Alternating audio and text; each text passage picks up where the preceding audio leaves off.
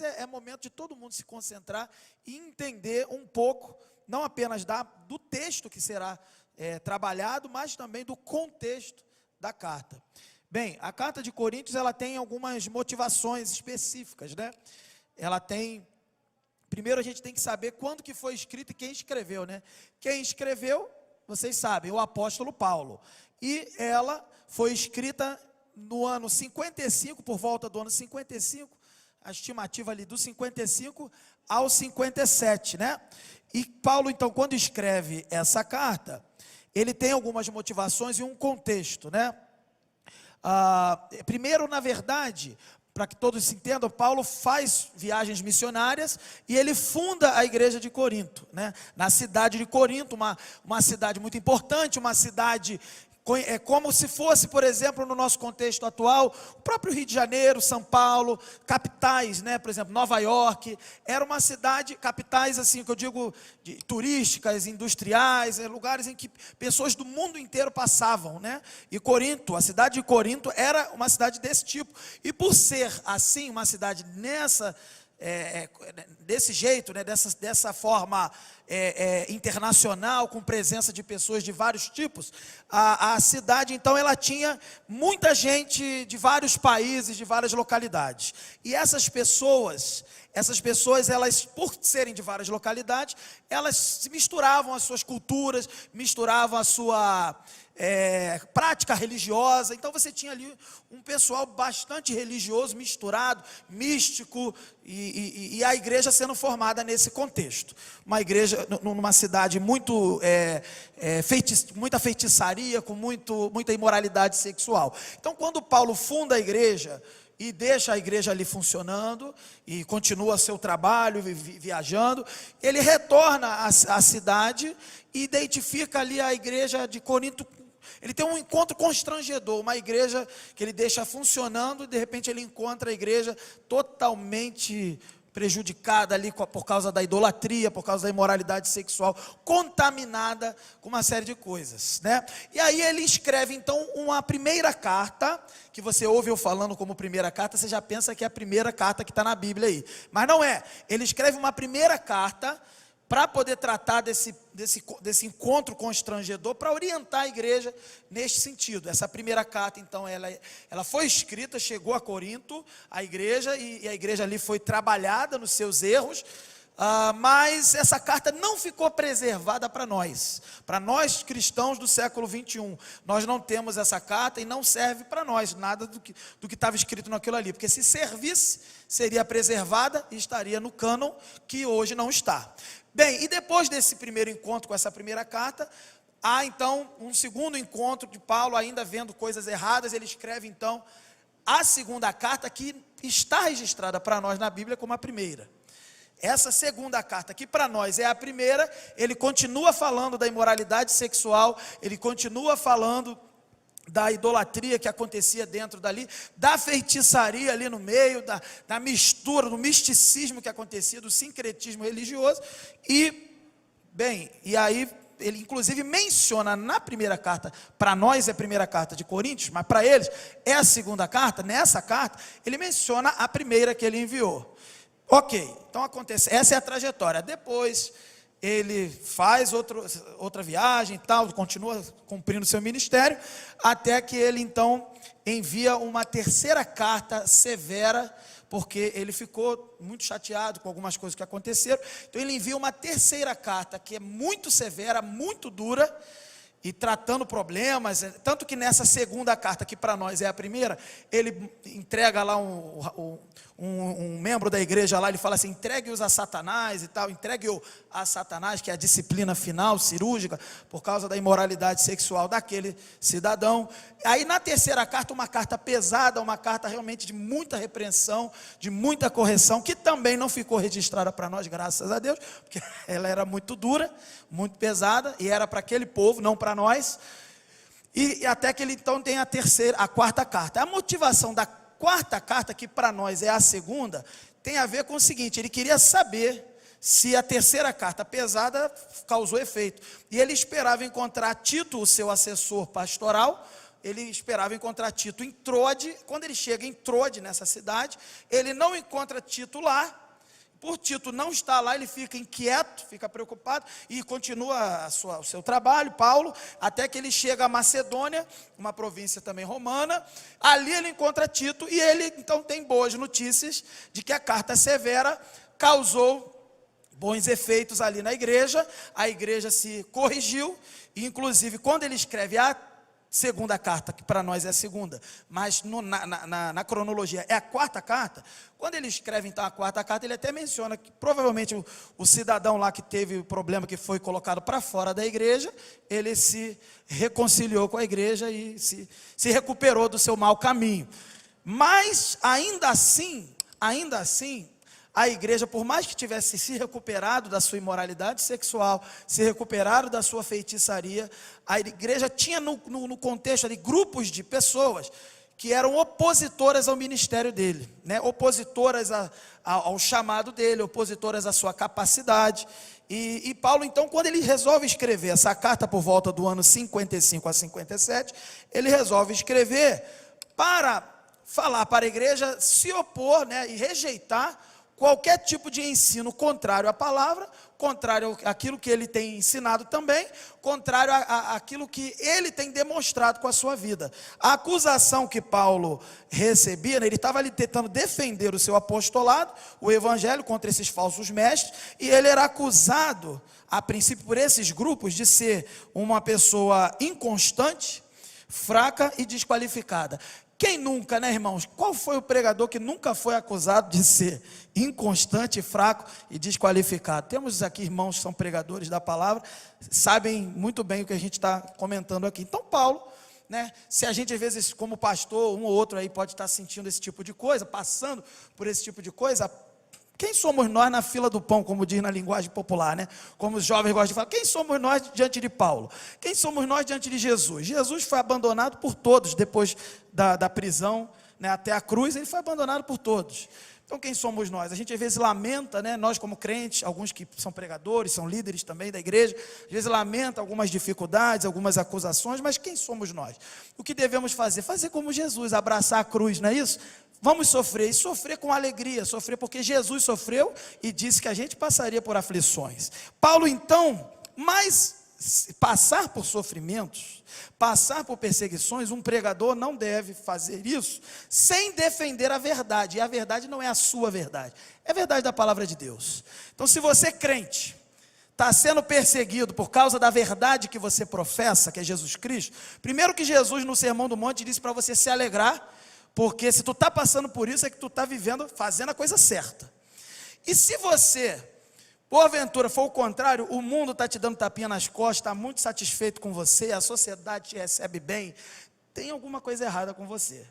Porque o mundo tem oposição ao evangelho. Se o mundo gosta de você, se o mundo gosta do que você fala, se o mundo gosta de como você vive, você não está seguindo Jesus. Infelizmente, essa é a realidade. Mas Paulo não. Paulo, então, ele foi, então, de certa forma, injustiçado, estava passando ainda essa oposição, depois de 4 cartas, nessa quarta carta, mas ele defendeu a verdade. Ele defende o seu ministério, não por uma defesa pessoal, porque se o ministério dele é falso, queridos, se ele é um cara que não é chamado por Deus, e se o que ele fala não é verdade, toda uma série de igrejas e uma série de irmãos que foram ganhos pelo ministério de Paulo também não tem validade, também não teriam validade. O que estava em jogo ali é o seguinte, era o futuro da igreja.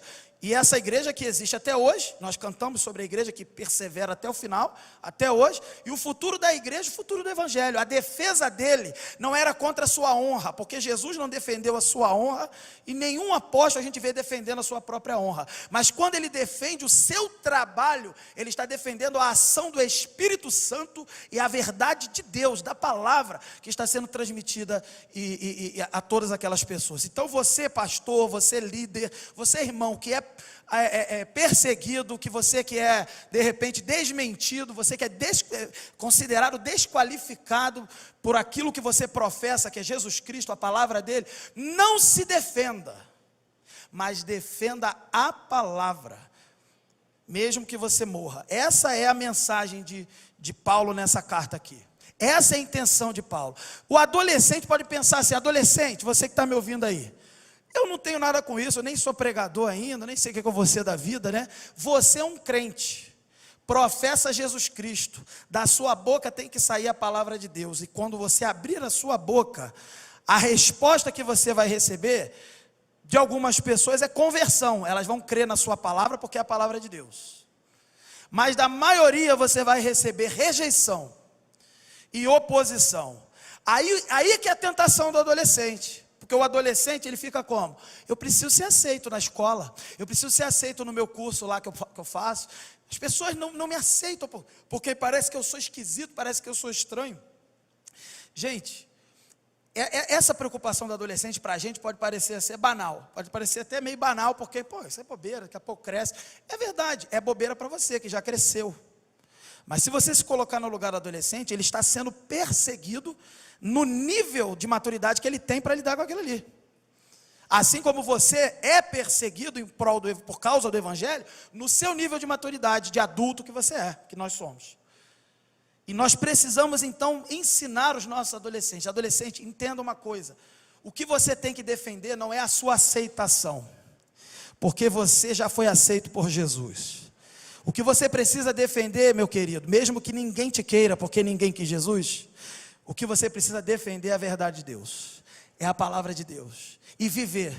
Se você parecer esquisito, eu quero dizer para você, que as igrejas nesse momento, no século 21, e é isso que nós vamos tratar na conferência, sobre a igreja perseguida.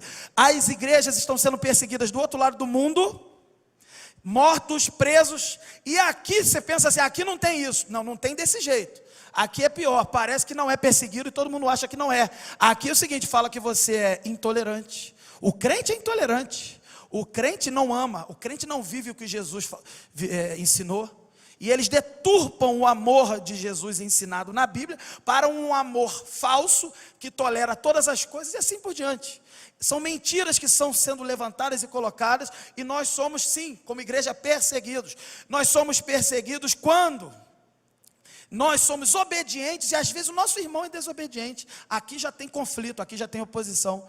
Quando nós obedecemos a Deus e o nosso irmão não obedece a Deus, já tem problema, precisa resolver. E o que vence é aquele que é fiel à palavra, sempre.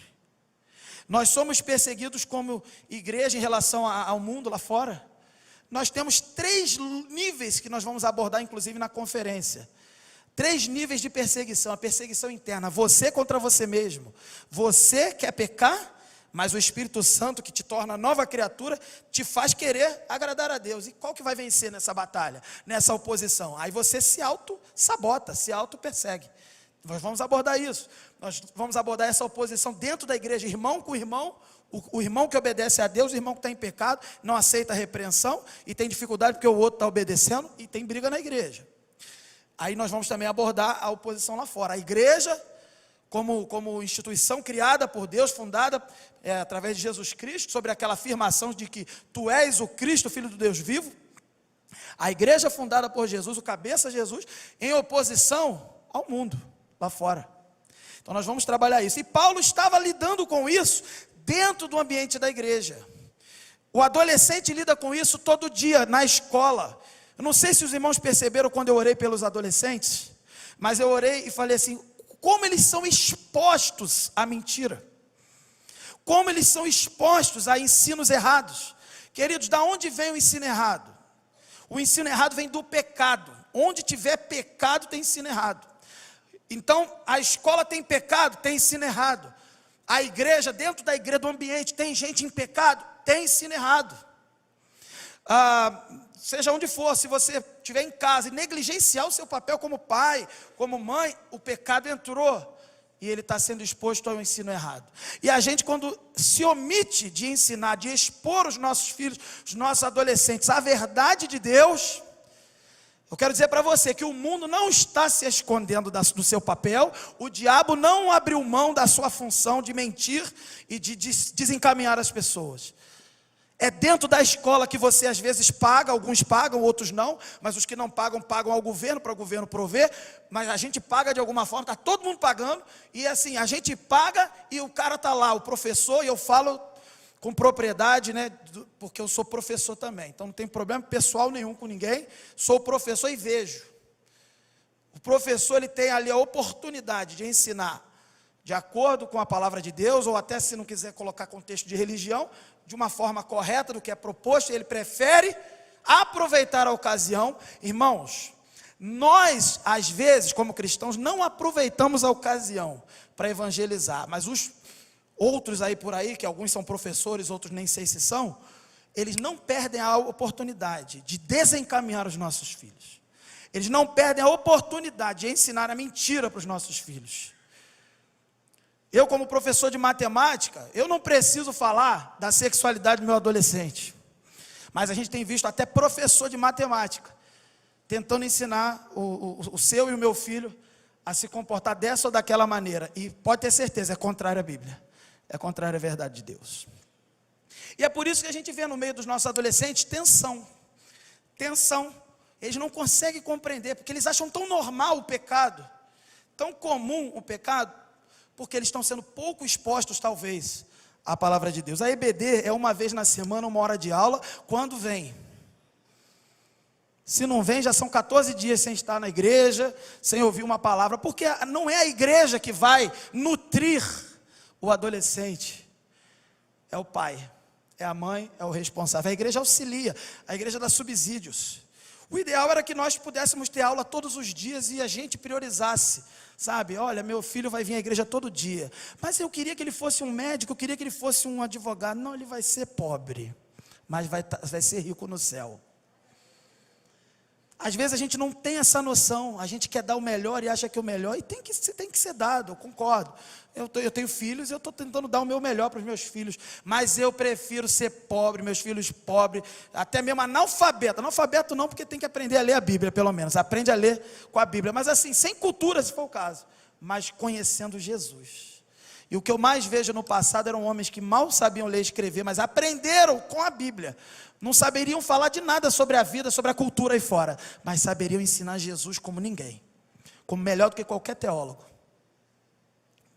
E nós precisamos entender isso. Bem, já fui muito longe, onde eu não precisava ir tanto. Entendam também um pouco como um desabafo e uma preocupação que nós vemos quando olhamos a carta de Coríntios. Mas vamos lá, nós temos 3 capítulos para olhar por alto, fazer uma olhada, assim, não vamos olhar de forma muito sutil, não, mas não vamos poder nos ater a certos detalhes e pormenores.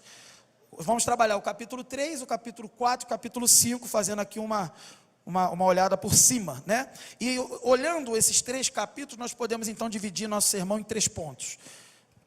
Um para cada capítulo e a gente pode então entender qual é a mensagem da carta de Paulo. Paulo vai apresentar uma mensagem. A mensagem é: um ministério digno de ser seguido.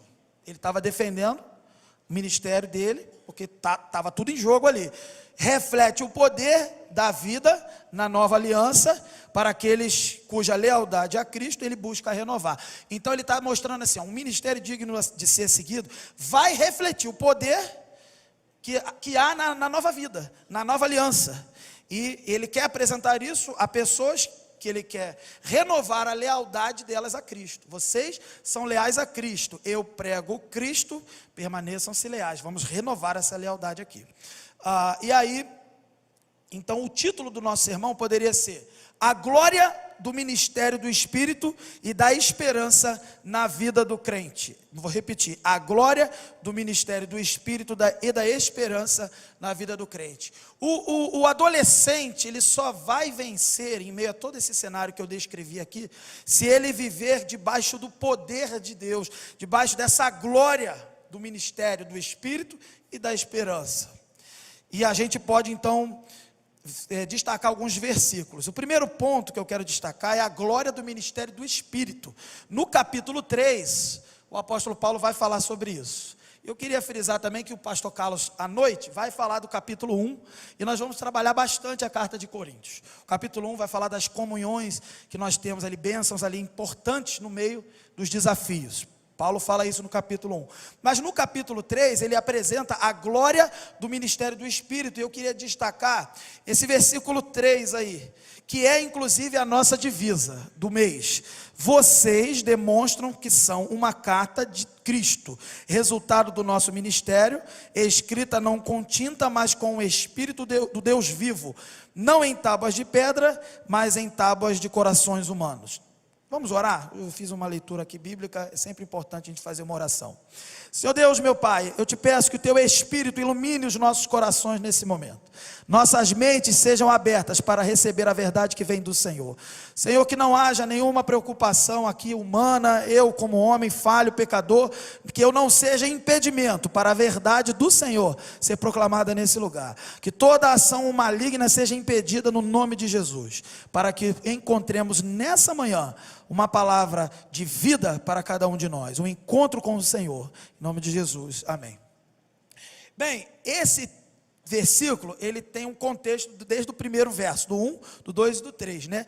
No capítulo 3, do verso 1 até o 3, a gente vê que Paulo ele vai fazer uma metáfora de uma carta para descrever o seu ministério. É como se ele dissesse assim, o questionamento é, se você é um apóstolo, se você é um cara que tem essa referência toda, cadê a sua referência? Quando você vai contratar alguém, se você já teve essa oportunidade de contratar alguém, você procura referências, alguém algum outro lugar que essa pessoa trabalhou, alguém que possa dizer, trabalhou comigo, fez um bom serviço. Então, a mentira do diabo lançada pelos falsos mestres, que foi meio que acolhida por alguns da igreja, é isso, ele veio de onde?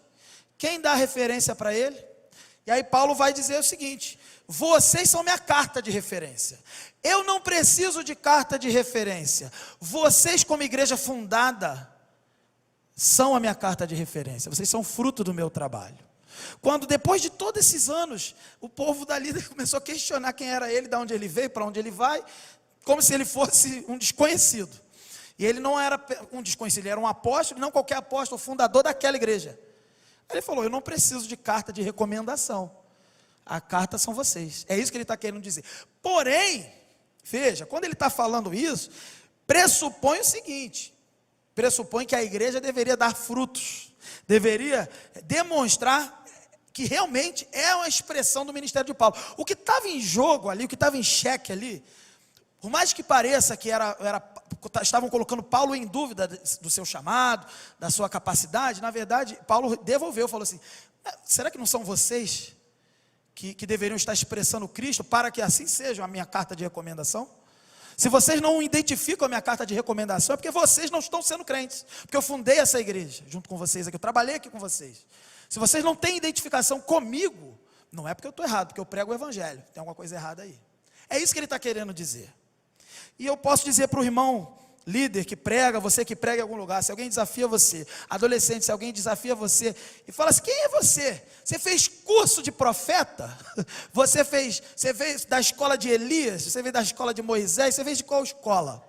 Você vai dizer, eu vim da escola de Cristo, e o evangelho é esse, e prega o evangelho. E se você está num contexto de oposição dentro da igreja, a resposta é, os frutos estão entre nós, estamos aqui, em contato com vocês, e vocês estão vendo. É isso que Paulo deixa claro aqui. Quando ele fala, vocês demonstram que são uma carta de Cristo, resultado do nosso ministério. Escrita não com tinta, mas com o Espírito do Deus vivo. Querido, se você é um trabalhador na casa do Senhor, e alguém tenta dizer para você, que esse ministério aí é duvidoso, quero dizer para você o seguinte, os frutos não são no papel, nem no rol de membros, do sistema do computador da igreja. Os frutos são do Espírito nas vidas. Isso que importa. Ninguém precisa saber, ninguém precisa conhecer. Aqui, inclusive, aproveito a oportunidade, a igreja não é um show de talentos. O mês da juventude, vamos desfilar talentos aqui para mostrar fruto de trabalho. Não é isso. O fruto é espiritual. O fruto é quando o adolescente diz não. O fruto é adolescente quando vai fazer um aniversário de 15 anos, eu falo isso para eles direto, porque tem acontecido direto. O adolescente vai fazer um aniversário de 15 anos, a menina no caso, e a festa é decente. Ninguém está rebolando até o chão, desculpe a expressão. Ninguém está dançando no escurinho. Ninguém está comendo e bebendo coisas que Deus falou para não fazer. Ninguém está dando mau testemunho. Esse é o fruto. E o fruto de quem não segue a Jesus também, que a gente chama de obras da carne, também é fácil de ver em Gálatas. É o oposto. Se quisermos avaliar quem está vivendo, de acordo com a palavra de Deus, primeira coisa é conhecer a palavra de Deus. Essa igreja estava com a dificuldade de avaliar Paulo, não porque Paulo estava errado, porque ela não conhecia a palavra de Deus ao ponto de conferir, como os bereanos conferiam a pregação dos apóstolos, dos discípulos que pregavam. Eles não conseguiam conferir o que eles tinham de Deus ali, e olhar para Paulo e falar, não, eles não conseguiam, não sabiam, eles estavam esquecendo. Queridos, nós precisamos, eu falo isso em nossas assembleias para decisões, do futuro da igreja, da gestão da igreja. As nossas decisões são assim, às vezes, a gente não deveria, mas a gente se esquece, acha que é só um negócio administrativo.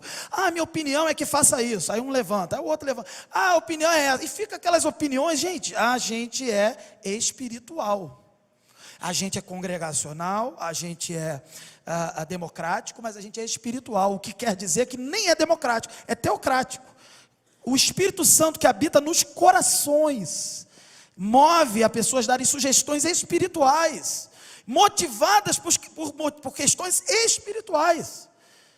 E aí nós decidimos, aí avaliamos um candidato para ser pastor, para ser seminarista, se vai comprar, se vai vender, conforme o destino que a gente tem que traçar aqui na igreja. São decisões espirituais. Quando a gente está numa assembleia, a gente não está, que legal, vou dar minha opinião. Não, você não vai dar a sua opinião, nem eu vou dar minha opinião, eu vou orar, e Senhor, o que o Senhor quer para a tua igreja?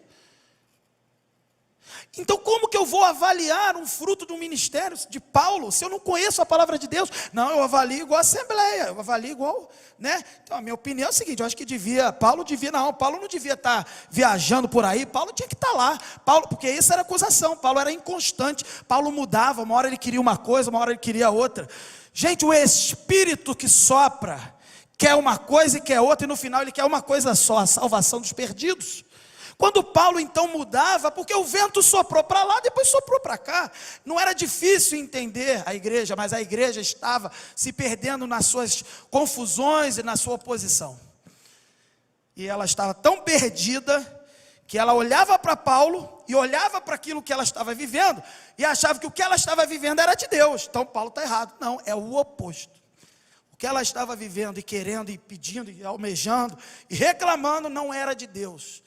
E Paulo estava vivendo a verdade de Deus. E Paulo então fala, vocês são a minha carta de recomendação. Quando ele fala isso, eles olham para ele, não, como assim? Eu estou discordando? Mas não deveria, porque o fruto está claro. É isso que Paulo está falando. O que a gente vê mais à frente, nos versos 4 ao verso 6, Paulo ele vai afirmar que a sua capacidade vem de Deus. Tem sim fruto da capacidade dele, mas é de Deus. Deus que dá. Então veja, adolescente, você pode estar sendo perseguido, mas você pode estar aqui, fazendo. Tem adolescentes que cantaram, tem adolescentes que trabalharam aqui nos dízimos e ofertas, tem adolescente que ajudou lá fora, tem vários adolescentes trabalhando, e você, adolescente, pode achar que você está fazendo isso é muito bom, mas Paulo deixa claro que é bom sim. A verdade é para ser dita, é bom, está sendo bem feito, parabéns, mas vem de Deus, vem de Deus. Então Paulo fala isso, sim, o meu trabalho tem fruto, são vocês, esse fruto é bom, mas é de Deus. Tem capacidade minha? Tem, mas essa capacidade quem deu foi Deus. E ele fala inclusive o seguinte, ele mostra aqui, que essa capacidade que vem de Deus, que o tornou ministro do Evangelho, ministro da nova aliança, e ele fala, ministro de uma nova aliança, e não aliança da letra, e ele ainda fala assim, mas do Espírito, porque a letra mata e o Espírito vivifica, ou seja, ele está dizendo o seguinte, quando ele fala a aliança da letra, a aliança do Espírito, a letra mata, o Espírito vivifica, ele está dizendo assim, a lei, estão mais uma vez tentando colocar a lei e a obra, as obras, as realizações, a obediência pura e simples, as obras humanas, como requisito para mostrar fruto e para encontrar salvação. Mas não é assim. Essa letra da lei, quem tenta obedecer, ela só mata, porque não tem como obedecer. Só um obedeceu, Jesus. E se você quiser mais detalhes, Romanos inteiro fala sobre isso. Romanos inteiro ensina que a lei veio para ser cumprida, e quem cumpriu foi Jesus, e nós a cumprimos a partir de Jesus. Por isso devemos continuar cumprindo. Mas nós erramos todo dia, pecamos todo dia, e o que nos completa é Jesus. O que nos torna perfeitos e nos aperfeiçoa é Jesus. Então, quando Paulo fala capacidade humana, ele está falando assim, porque se fosse a minha realização, é uma realização humana incompleta, imperfeita, que Deus não recebe, não aceita. E por ele não receber e não aceitar, não tem valor. Então o valor está na ação do Espírito. Nós estamos vivendo o tempo da nova aliança. E sim, a letra mata, porque a lei veio não para salvar. A lei veio para apontar e mostrar, ressaltar o pecado do ser humano, deixar claro que ele não consegue cumprir. Mas Jesus Cristo veio para cumprir a lei e dizer, quem está em mim está salvo, está justificado. Então o Espírito vivifica.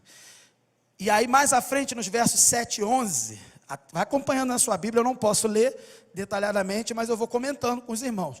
Nos versos 7 e 11, Paulo ele vai comparar, fazer uma comparação entre o ministério da morte e o ministério do Espírito. Já que ele falou que a letra mata, o Espírito vivifica, vamos comparar a morte, o ministério da morte, das obras, e o ministério do Espírito. Ele fala que o ministério da morte, gravado em pedras, ele fala que ele veio com glória, mas era uma glória transitória. Apresenta-se glória. Jesus foi revelado no nascimento dele ali, virginal, né, da sua mãe Maria. Mas a revelação do Salvador vem desde Gênesis. Gênesis 3,15 fala daquele descendente da mulher que esmagaria a cabeça do descendente da serpente. O descendente da serpente feriria o calcanhar, mas ele, o descendente da mulher, feriria a cabeça, a ferida de morte e vitória final de Jesus. Desde Gênesis você tem essa promessa e o povo sempre conheceu. Mas a revelação do Salvador e a revelação da salvação, ela é progressiva. Gênesis tem um nível de revelação. Êxodo tem outro nível de revelação, até que você chega no Novo Testamento e a revelação é plena, e João vai falar isso. Quem estava no ano passado aqui, trabalhando o mês de jovens aqui também, lembra de João, que João deixa claro que ali sim, João deixa claro que em Jesus se viu plenamente, perfeitamente o Senhor. Ninguém nunca viu a Deus, mas viu através do seu Filho, Jesus. João fala isso. Então, como a revelação ela é progressiva, Paulo está mostrando o seguinte, quem vive no ministério que já passou, que é o ministério da lei, está vivendo uma glória transitória, enquanto deveria viver o tempo da revelação plena. No ano passado, na conferência, nós trabalhamos que o mistério foi revelado. Cristo em vós, esperança da glória. O mistério foi revelado. Nós não vivemos uma religião de mistério, nós não vivemos a religião de misticismo, de ocultismo, nós vivemos uma religião de revelação plena e clara na palavra dele, acerca de Jesus Cristo, o Filho do Deus vivo. Então Paulo ele deixa claro aqui, que o ministério do Espírito, ele é pleno, completo e revelado. E ele deixa claro que antes foi gravado em pedras, mas agora ele está pleno nos nossos corações. A glória, ela transborda e excede.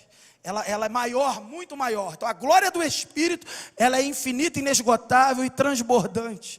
Esse é o ministério. Adolescente, você fala, o que eu tenho com isso? Você tem sim, meu irmão. Você foi chamado para viver debaixo da glória de Deus e transbordar a glória de Deus. Quando você estiver na escola, você tem que estar ali feliz, alegre pela gratidão de ser uma pessoa que foi alcançada por Jesus. E quando você estiver do lado do seu colega de classe, você não vai aprontar na sala de aula, você vai influenciá-lo com o Evangelho. Seja nas pequenas coisas ou nas grandes coisas. É a glória de Deus sendo revelada e transbordante na vida de todos nós. É isso que Paulo fala. Ele está fazendo alusão ao caso de Moisés. Ele está fazendo alusão ao fato de que Moisés, ele teve uma glória revelada na sua face, e depois que ele desce do monte, ele tem aquela coisa maravilhosa do Velho Testamento, que era lindo, maravilhoso, que não se conhecia nada melhor, mas era lindo, porque veio de Deus. Mas aquela glória foi se perdendo. O que ele fez? Vocês lembram? Ele tampou, botou um véu. um véu para que não percebessem que aquela glória era transitória, para que aquela glória não era a glória definitiva, porque não, Moisés não era mesmo Messias. E quando tentaram ali, inclusive no tempo de Jesus, saber quem era Jesus, eles pensavam, Jesus, você é Moisés também, né? Eles pensavam que Jesus era Moisés. Você é de novo, Moisés voltou? Porque sim, a glória que eles conheciam era dessa, de Moisés, de Elias e de outros.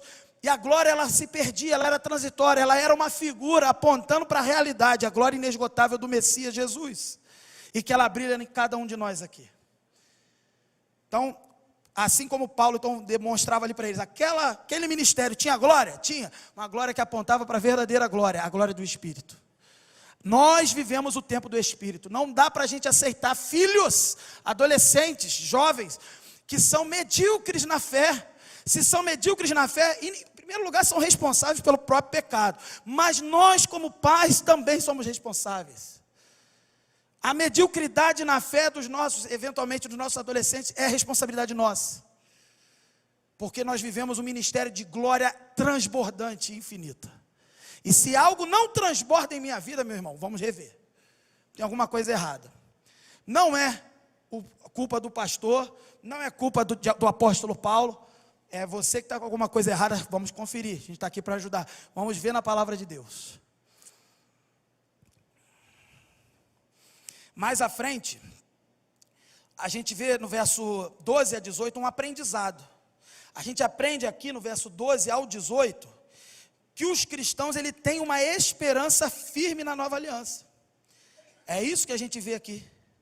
Uma esperança firme nesse novo pacto, e a gente pode então, como cristão, como crente, falar com ousadia e liberdade, e a gente não precisa mais de véu, para segurar essa glória, para dizer que tem glória. Nós não precisamos mais de aparência, nós não precisamos mais ficar mostrando nada para ninguém, porque os frutos são claros, são espirituais, transbordantes, inesgotáveis. É isso que Paulo fala. Crente, se tu é crente, de verdade, teu fruto está transbordando, teu fruto está glorificando a Deus, está transbordando, está inesgotavelmente aparecendo para todo mundo ver. E não é cantar aqui na frente, nem pegar o microfone como eu estou aqui agora. Pode ter certeza disso, pode confiar no Senhor. Mas se por algum motivo você não consegue identificar glória na vida que você tem levado, tem um problema aí, a gente precisa conversar para corrigir isso aí. Esse é o aprendizado. Cristão, podemos confiar, ter ousadia, ter confiança, certos de que estamos vivendo essa esperança da glória que já veio e da glória que vai ser completada na volta de Jesus. Essa esperança, ela não é uma espera, como quem diz, a esperança é a última que morre. A gente já trabalhou sobre esperança na juventude. A esperança, ela é Jesus Cristo. A esperança, ela veio, morreu e ressuscitou e voltará no último dia. Essa é a esperança. Não é apenas uma expectativa, é uma certeza. É por isso que o crente, por mais que não veja nada brilhar, ele brilha no meio das trevas, a glória do Senhor. Nós não precisamos de grandes holofotes, grandes luzes, para apontar nada, como o próprio Moisés se apareceu com a face resplandecente, literalmente resplandecente. Nós não precisamos dessa literalidade, porque nós vivemos a dimensão do Espírito. Adolescente, você não precisa ficar fazendo dancinha no TikTok para aparecer por aí. O que você precisa é ser fiel à palavra de Deus, e o teu fruto vai transbordar e alcançar aqueles que precisam. O segundo ponto é o capítulo 4.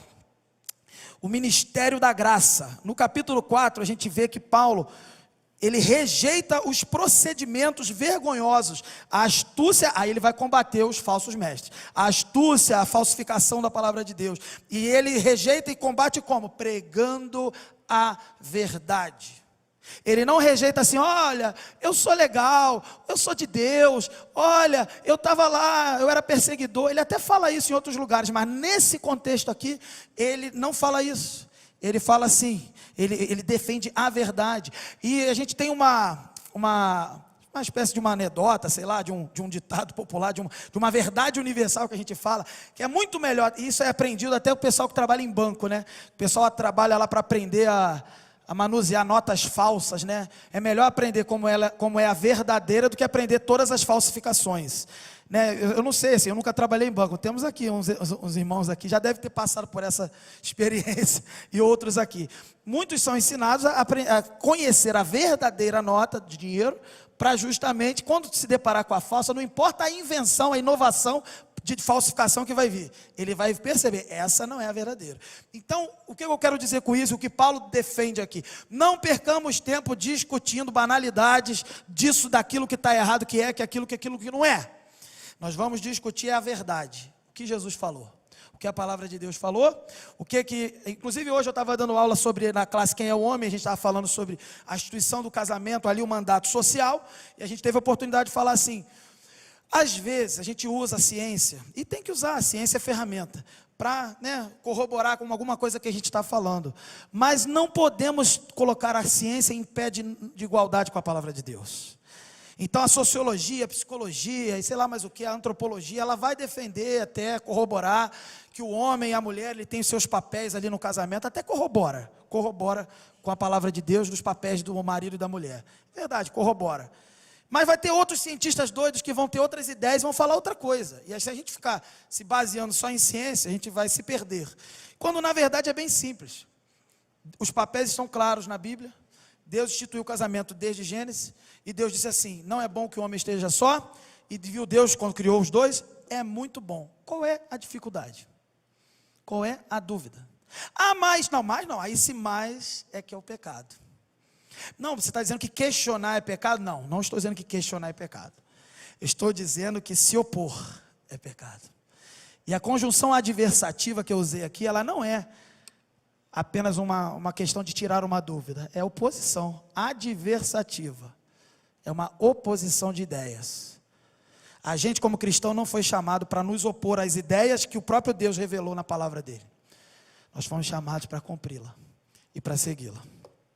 A glória do ministério da graça, então, ela é expressa quando Paulo defende a verdade em contradição com os falsos mestres, que pregavam mentiras, usavam de artifícios e cientifismos, ideias malucas, e falavam bonito e posavam bonito, pareciam grandes intelectuais ou grandes feiticeiros, e o povo achava lindo, olha que maravilhoso, aquele cara fala bonito, e aquele ali, coitado, não tem nem dente direito para falar, e fica aquele negócio, a gente olhando para o exterior, para as aparências, em vez de olhar para o conteúdo. Porque a gente não foi chamado para seguir nem Paulo, nem Apolo, nem Cefas. A gente foi chamado para seguir Cristo. A ovelha conhece a voz do pastor, que não é pastor Henri, pastor Carlos ou qualquer outro pastor. É o pastor Jesus. Então, no verso 1 e 2, a gente vê Paulo rejeitando esses artifícios desses falsos profetas, mostrando para a igreja e defendendo a verdade. Nos versos 3 a 6, Paulo ele vai reconhecer que o evangelho ele está encoberto para os incrédulos, ele fala isso aí, e que eles estão cegos pelo Deus deste século, até hoje inclusive, né? Até hoje. Mas esse evangelho é revelado para os crentes. E os crentes podem ver plenamente a glória de Deus na face de Cristo. É isso que Paulo está falando. O Deus desta era, Paulo fala, cegou os incrédulos de entendimento, os descrentes do seu entendimento. Eles estão cegos, dizendo que amor é o oposto do que nós pregamos e vivemos. Por exemplo. E qual é o papel do crente? Olhar para a verdade, que brilha, que transborda. Então o ministério da graça, a glória da graça é isso. Você não fica perdido diante da verdade de Deus. E não apenas não fica perdido, isso transborda na vida do descrente. Isso transborda na vida do descrente. No verso 6 diz assim, pois Deus que disse, das trevas resplandeça a luz, Ele mesmo brilhou em nossos corações, para a iluminação do conhecimento da glória de Deus na face de Cristo. É isso que nós vivemos, a verdade que brilha no meio das trevas que nos rodeiam, tentam nos cercar, mas não podem compreender. João vai falar que Jesus, o verbo que veio, o verbo que se fez carne, o verbo que era Deus, diz que as trevas não o puderam derrotar, não o puderam compreender, porque a luz é tão forte, é inesgotável, infinita, que ela dissipa as trevas, derrota as trevas. É isso que nós vivemos. Nós não vivemos aparência, show de talento ou qualquer outra coisa. Nós vivemos a verdade revelada e pregada. E a vida que o irmão vive, se é a palavra de Deus, é luz para as nações, é luz nas trevas. Adolescente, você foi chamado para brilhar. Não brilhar os seus talentos só para Deus conforme for, porque não é você que vai brilhar, é Deus que tem que brilhar, é a verdade de Deus que tem que brilhar. Você foi chamado para transbordar a verdade de Deus. Você foi chamado para transbordar a palavra de Deus. No verso 7 ao 12, Paulo vai comparar o ministério da graça com um tesouro em vasos de barro, que mostra o poder de Deus em meio à nossa fraqueza, a fraqueza humana. E eu destaco aqui o verso 8, que é 8 e 9, que é a divisa da nossa conferência. O tema da nossa conferência no final do mês vai ser igreja perseguida, mas não abandonada. E o tema, e a divisa vai ser esse trecho aqui, capítulo 4, verso 8 e 9. De todos os lados somos pressionados, mas não desanimados. Ficamos perplexos, mas não desesperados. Somos perseguidos, mas não abandonados. Abatidos, mas não destruídos. Primeiro Paulo inicia o verso 7 falando assim: mas temos esse tesouro. Que tesouro? A glória da verdade de Deus que brilha entre as nações, que brilha e transborda no meio dos incrédulos cegos, que estão cegos pelo Deus desse século. Nós temos este tesouro, e esse tesouro ele está em vasos de barro. Ele fala assim: nós somos falhos, nós somos limitados, nós não temos valor algum em nós mesmos. O valor está no tesouro que está depositado em nosso coração. E nós carregamos esse tesouro. Nós carregamos essa identidade. Estou usando essa expressão porque nós vamos apresentar a nova identidade visual da juventude. Nós carregamos a identidade de Cristo. Nós carregamos isso. Apesar de olharem para a gente, é só um ser humano, é só um homem, é só uma mulher. E somos só mesmo. E talvez o pior dos piores, como Paulo se afirma, o pior dos pecadores. Mas dentro de nós está o poder, a glória da graça, o evangelho que brilha no meio das trevas. E ele vai dizendo: então nós somos pressionados, mas não ficamos desanimados. Nosso ânimo continua apontando para Jesus. Jesus diz: tem de bom ânimo, eu venci o mundo. Nós ficamos perplexos, mas não desesperados, porque a nossa esperança é Jesus. Nós não perdemos a esperança. Nós somos perseguidos, mas não abandonados, porque Ele disse que estaria conosco todos os dias até a consumação dos séculos. Nós somos abatidos, caímos, mas não pode destruir, porque Jesus disse que devemos temer aquele que tem poder de destruir a alma. E só quem pode destruir a alma é o próprio Deus. E Deus disse que nós teríamos a vida eterna. Então podem destruir o meu corpo, é o que Paulo está falando. Podem destruir você no corpo, no vaso de barro, pode quebrar tudo aí.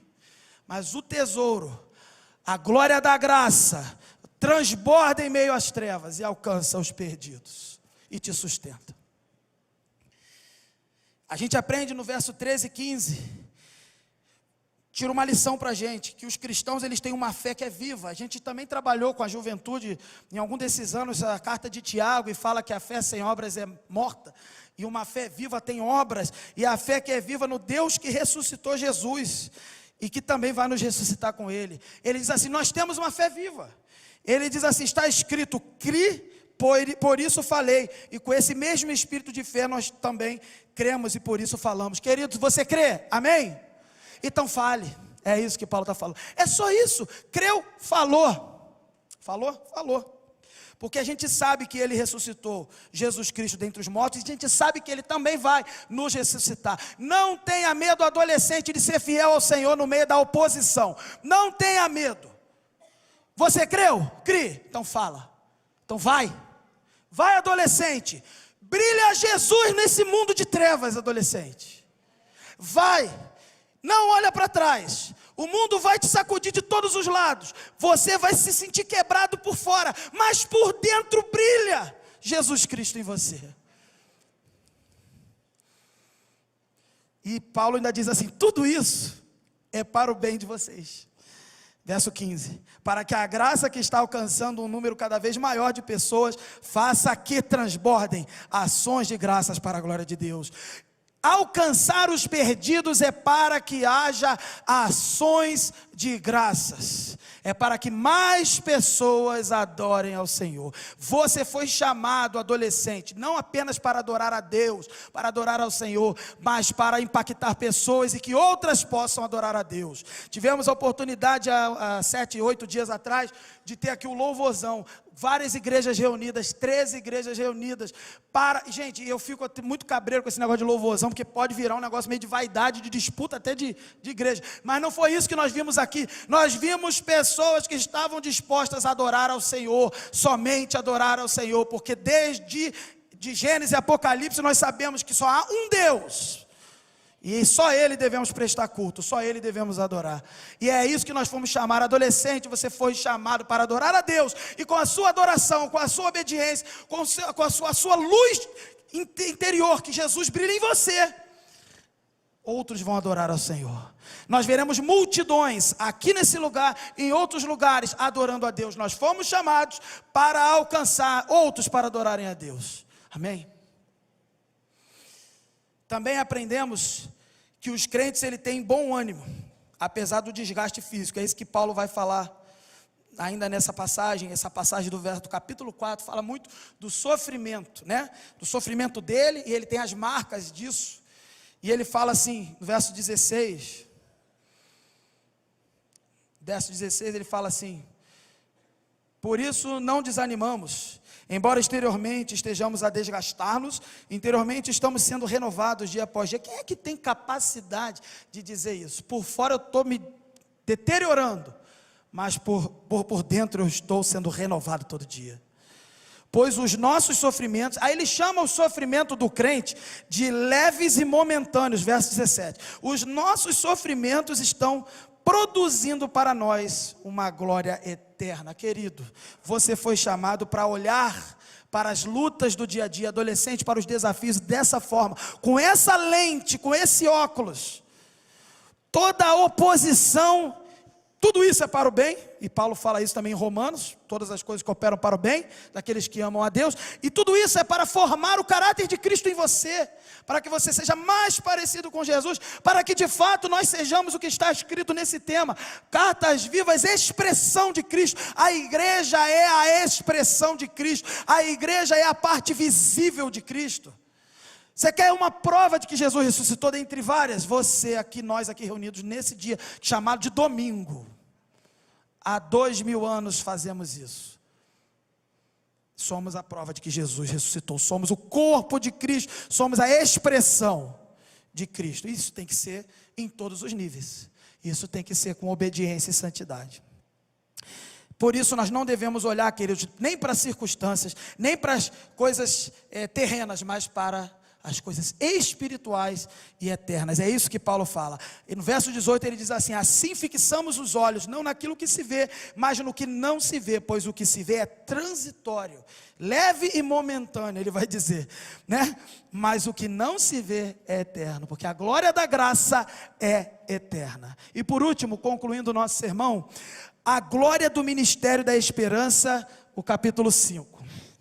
Paulo ele vai fazer uma metáfora da tenda para descrever o seu corpo, né? Ele sabe que, ele fala assim, ele chama o corpo dele como tabernáculo. Então ele vai comparar o corpo dele como essa tenda, esse tabernáculo, essa cabana, algo transitório, algo provisório, né? E ele vai mostrar que existe algo permanente. Ele vai fazer essa comparação. Ele vai dizer que Deus tem uma construção firme. No verso 1 até o verso 5 ele fala isso. Ele fala que a habitação terrena dele, o corpo dele, ela está se deteriorando. E se ela for destruída, ele não precisa se preocupar. Ele não se preocupa com a destruição do corpo. Ele não se preocupa com a morte. Ele não se preocupa com a morte física. Ele até vai dizer em outros textos que a morte é o último inimigo a ser vencido. Ele cita o Velho Testamento, vai dizer: onde está a morte, o teu aguilhão, onde está a morte, a tua vitória. Mas ele não teme a morte. Ele vai dizer em outros textos que a morte é lucro, morrer para ele é lucro. E ele até aqui nesse texto, ele almeja a morte, ele prefere a morte. Ele anseia pela morte física, para que ele esteja totalmente pleno em comunhão com o Senhor no Espírito.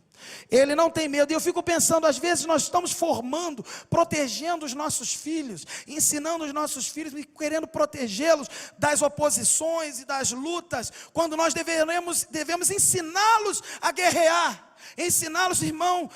O seu filho é um irmão em Cristo, o seu filho não é seu filho só, o seu filho não é, e se ele é seu filho, ele não é seu, ele é de Deus, ele é herança do Senhor. Você não cria ele para você deixar protegido no seu ninho, você cria ele para deixá-lo cumprir o propósito e a vocação que Deus tem para ele. O teu papel é pregar o evangelho para ele e ajudá-lo a entender a vocação, não seja um empecilho na chamada dele.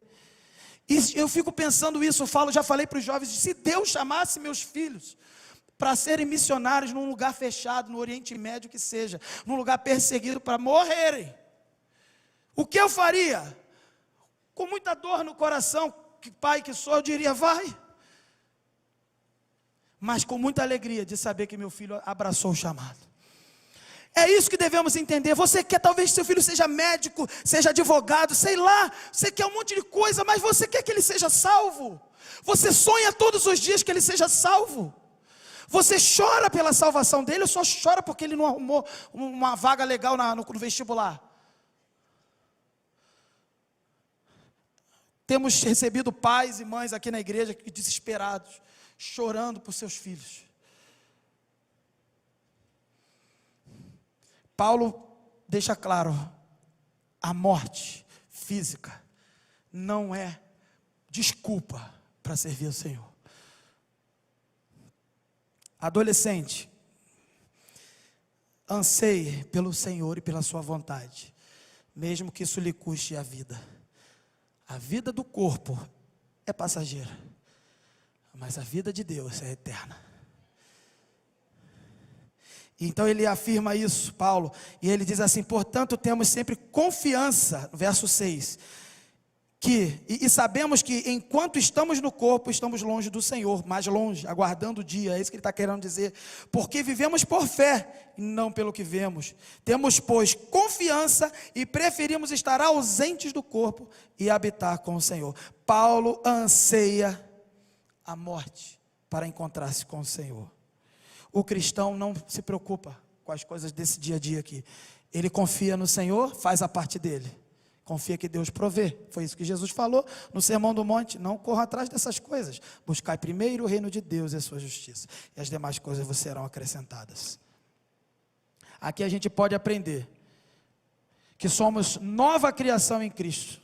Ele fala aqui mais à frente, no verso 11 até o verso 17. Caminhando para o fim, ele diz assim: Paulo nos lembra que todos morremos para a carne em Cristo e vivemos para o Espírito. É isso que ele fala aqui para a gente. Ele vai nos lembrar que morremos na carne e vivemos no Espírito. Então o que passou, passou. Adolescente, eu não sei como você está vivendo hoje, mas se hoje você entregar sua vida para Jesus, saiba, o que passou, passou. E tudo se faz novo hoje. Pai e mãe, eu não sei como você foi pai e mãe do seu filho, não sei como você está sendo. Mas Jesus diz aqui hoje que o que passou, passou. Vamos começar daqui, uma nova vida. E a gente aprende também que os cristãos, eles foram reconciliados por Deus com Ele mesmo, para exercer o ministério da reconciliação. Você não foi alcançado, a gente não foi alcançado apenas para viver uma vida boa. A gente foi alcançado para viver uma vida difícil, mas uma vida transbordante e alcançar os perdidos. Ele nos confiou o ministério da reconciliação. Você não foi reconciliado para ficar tranquilão na igreja. Pô, que maneiro o culto dos adolescentes hoje. Você foi reconciliado para reconciliar. Concluindo, nós vimos aqui que a glória do ministério do Espírito, ela nos dá vida em meio à morte ao nosso redor. A morte está em todo canto. Se você olhar por aí, você vê morte. Se você olhar em qualquer lugar, você vê as marcas do pecado físicas no funcionamento do universo, na física, na química, na matemática, na vida em geral. Você vê, a morte está por aí. O ministério do Espírito, ele nos faz olhar para essas coisas e transcender essas coisas, e suplantar essas coisas. Nós não fomos chamados para sermos detidos detidos por causa dos perigos desse mundo. Nós não seremos impedidos como igreja. Assim como a igreja do passado não foi impedida na perseguição, no Coliseu, nas feras que elas eram lançadas, a igreja avançou. Mas com muito custo, com a morte de muita gente, para o evangelho chegar até você. Nós não temos o direito de querer uma vida fácil. Nós não temos o direito de pedir para o Senhor aliviar a nossa caminhada. Nós não estamos passando nem metade do que a igreja já passou. Nós devemos nos apegar à palavra, olhar para o que é espiritual e avançar independente das circunstâncias. O ministério do Espírito é isso, é vida independente do que você vê de morte ao seu redor. Nós também vimos que a glória do ministério da graça nos sustenta interiormente. O seu corpo cansa, o seu corpo falha, mas o Espírito continua firme. Então você tem 15 anos, eu sou só uma criança, ainda estou me desenvolvendo, mas o Espírito está em você. Se você tem 90 anos, o corpo está lá ficando cansado, mas o Espírito está em você, fortalecendo você. Seja com 10 anos de idade, uma criança, seja com 90 e poucos anos, você foi chamado para resistir até o último dia e proclamar a graça de Deus a todas as pessoas. E a gente viu também que a glória do Ministério da Esperança nos dá condições de priorizar o que é eterno e abrir mão e parar de olhar para aquilo que é transitório. Não busque vitória material, busque a vitória espiritual que vem do Senhor. E o meu convite, concluindo o meu sermão, é o seguinte: primeiro, para você, adolescente ou adulto, que ouvindo esse sermão, percebe que você tem caminhado totalmente diferente dessa direção. Meu convite para você é que você hoje, arrependa-se dos seus pecados. Vou repetir, arrependa-se dos seus pecados e receba o perdão e o amor que há em Jesus, que você transborde em confiança nele. E o meu convite também vai aos crentes que estão aqui, os nossos irmãos aqui.